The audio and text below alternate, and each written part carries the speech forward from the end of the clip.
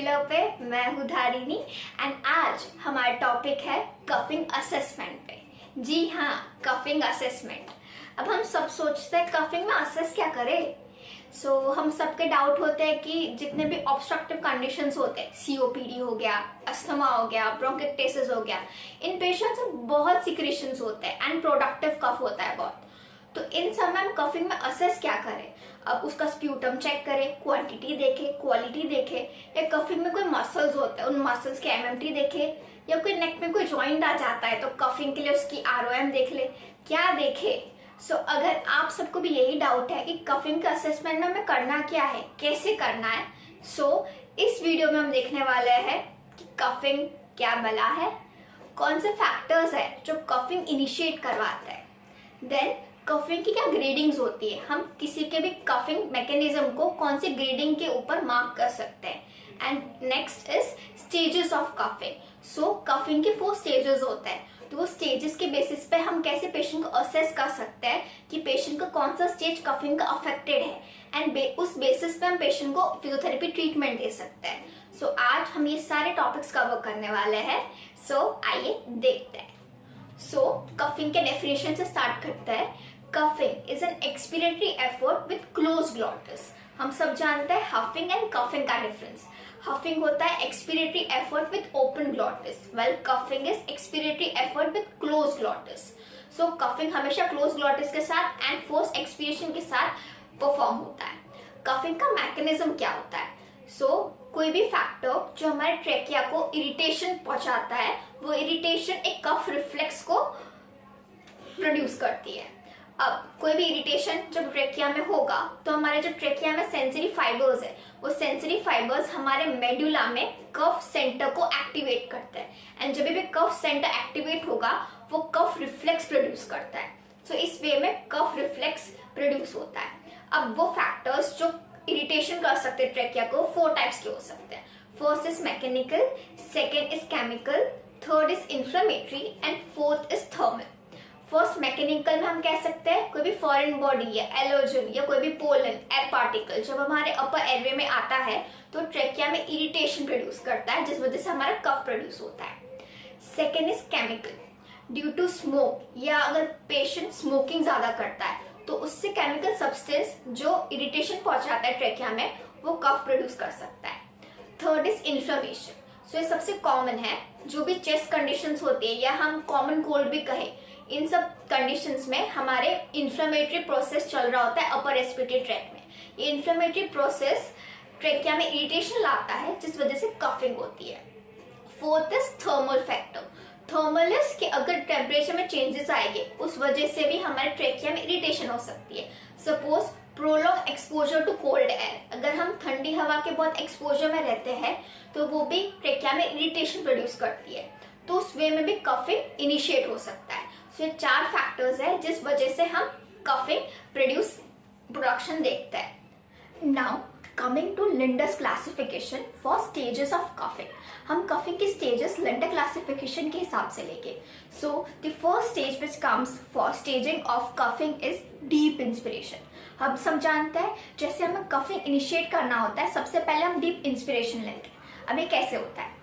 as soon as the trachea gets irritated, जैसे trachea में irritation होता है तो कफ सेंटर एक्टिवेट हो जाता है, एंड वो सबसे पहले हमारे जो इंस्पिरेटरी मसल्स हैं उनको स्टिमुलेट करते हैं फॉर डीप इंस्पिरेशन। बिकॉज जैसे डीप इंस्पिरेशन होगा तो हमारी एक वॉल्यूम प्रोड्यूस होती है चेस्ट में जो फोर्सफुल एक्सपिरेशन में हेल्प करेगी। बिफोर कफिंग फर्स्ट स्टेज जो कफिंग का होता है that is deep inspiration, and according to literature for effective coughing we need 60% of predicted vital capacity. अगर पेशेंट इफेक्टिव कफ नहीं कर पा रहा है तो सबसे पहले हमें स्टेज 1 देखना है, क्या पेशेंट की वाइटल कैपेसिटी एक प्रिडिक्टेड वैल्यू पर है कि नहीं है, क्या वो 60% ऑफ वाइटल कैपेसिटी में इंस्पिरेशन कर पा रहा है कि नहीं कर पा रहा है। अगर patient 60% of predicted vital capacity नहीं कर पा रहा है तो उसका स्टेज 1 अफेक्ट है। Stage 1 is so much important because अगर पेशेंट डीप इंस्पिरेशन ही नहीं कर पा रहा है तो उसका स्टेज 1 ही अफेक्ट हो गया है। Now comes stage 2. After deep inspiration, the stage 2 is closure of glottis. Closure of glottis is achieved by closure of vocal cords. हमारी जैसे vocal cords close होती है, that is achieved by closure of glottis. Glottis का close होना क्यों important है? So as soon as जैसे glottis close होता है, हमारे जो इंट्रा अब्डोमिनल और इंट्रा थोरेसिक प्रेशर है वो इंक्रीज हो जाता है। तो जैसे वहां प्रेशर इंक्रीज होता है which is greater than 100 mmHg, तो वो हमारे abdominal muscles and intercostal muscles को प्रिपेयर करता है नेक्स्ट स्टेज के लिए। सो अगर ग्लॉटिस क्लोज ही नहीं हो पा रहा है तो जो हमें प्रेशर चाहिए हमारे चेस्ट में वो प्रोड्यूस नहीं हो पाएगा, जिस वजह से इफेक्टिव कफिंग नहीं होगी। So that is stage 2, that is closure of glottis. Now comes third stage. Third stage is forceful contraction of abdominal muscles and intercostal muscles. So ये क्यों important है? जैसे हम देखते हैं अगर पोस्ट ऑपरेटिव केसेस है abdominal के, या फिर जो चेस्ट कंडीशन है जो कफिंग कर करके अपने abdominal मसल्स को वीक कर देता है, तो जब भी हमारे abdominal मसल्स वीक हो गए तो वो स्ट्रॉन्ग कॉन्ट्रेक्शन कर ही नहीं पाएंगे, जिस वजह से फोर्सफुल एक्सपल्शन कफिंग हो ही नहीं पाएगा। So stage 3 is contraction of abdominal muscles and वो मोस्टली 0.2 सेकेंड्स के लिए ही लास्ट होता है। अगर वो उसमें इफेक्टिवली कॉन्ट्रैक्ट नहीं कर पाते तो हमारा जो स्प्यूटम है वो बाहर नहीं आ पाता है। तो अगर पेशेंट का थर्ड स्टेज अफेक्टेड है यानी उसके अब्डोमिनल मसल्स वीक है तो वो भी कफिंग में इफेक्ट कर सकता है। एंड जैसे हमारा फोर्सफुल कॉन्ट्रेक्शन होता है एब्डोमिनल मसल्स का, it leads to rise in pleural and alveolar pressure. तो जैसे हमारे प्लूरल एंड एल्वुलर प्रेशर में राइज होता है वो हमारा जो फोर्थ स्टेज होगा उसमें हेल्प करता है। Okay, now comes the fourth stage. Fourth stage is opening of glottis and forceful expulsion. तो fourth stage is opening of glottis.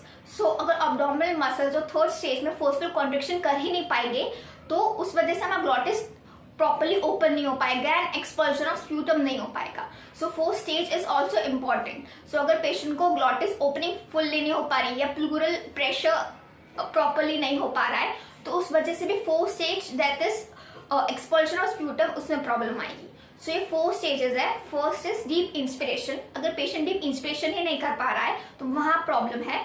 Second is closure of glottis. अगर ग्लॉटिस प्रॉपर्ली क्लोज नहीं हो पा रही तो उस वजह से हमारा इंट्राथोरेसिक प्रेशर और बिल्डअप नहीं हो पाएगा तो वहां प्रॉब्लम है। Third stage is abdominal contraction. अगर अब्डोमिनल कॉन्ट्रैक्शन स्ट्रॉन्ग नहीं है तो वो फोर्सफुल एक्सपल्शन नहीं कर पाएगी। And fourth stage is close opening of glottis and forceful expulsion of sputum. So अगर फोर्थ स्टेज में ग्लॉटिस ओपन नहीं हो पा रही है due to improper pressure gradient तो उस वजह से भी स्प्यूटम को जितना इफेक्टिवली बाहर आना चाहिए विद लेस एफर्ट वो नहीं हो पाता है। तो ये थी 4 stages for coughing classification. Now coming to coughing assessment, हम कैसे इवेल्युएट करेंगे कि पेशेंट की कफिंग कैसी है। तो सबसे पहले हम पेशेंट को पूछेंगे कि वो डेमोन्स्ट्रेट करके बताए कि जब वो कफ करते हैं वो कैसे करता है। एंड जब पेशेंट डेमोन्स्ट्रेट करेगा हम देखेंगे कि पेशेंट क्या पैटर्न अडॉप्ट करता है, क्या पोस्चर अडॉप्ट करता है during the coughing. So for evaluating हम स्टेज 1 से देखेंगे। Stage 1 is deep inspiration. तो हम पेशेंट में कैसे चेक करेंगे, हम पेशेंट को देखेंगे कि क्या वो स्पॉन्टेनियस इंस्पिरेशन कर पा रहा है या नहीं। नेक्स्ट हम देखेंगे कि पेशेंट जब डीप इंस्पिरेशन कर रहा है प्रायर टू कफिंग क्या पेशेंट के नेक एंड बैक एक्सटेंड हो रही है या नहीं। और दूसरा हम पेशेंट की आई गेज देखेंगे, हम देखेंगे क्या पेशेंट की आई गेज अपवर्ड जा रही है या नहीं। सो ये कुछ चीजें हैं जो हम स्टेज 1 के लिए देखेंगे। First is eye gaze, then neck and back movements. जितना नेक एंड बैक एक्सटेंड होगा उतनी अच्छी इंस्पिरेशन होती है। Now coming to stage 2। Stage 2 evaluate करने के लिए यानी कि क्लोजर ऑफ ग्लॉटिस, क्या पेशेंट का ग्लॉटिस प्रॉपर्ली क्लोज होता है या नहीं। हम पेशेंट को कहेंगे for deep inspiration and to hold the breath.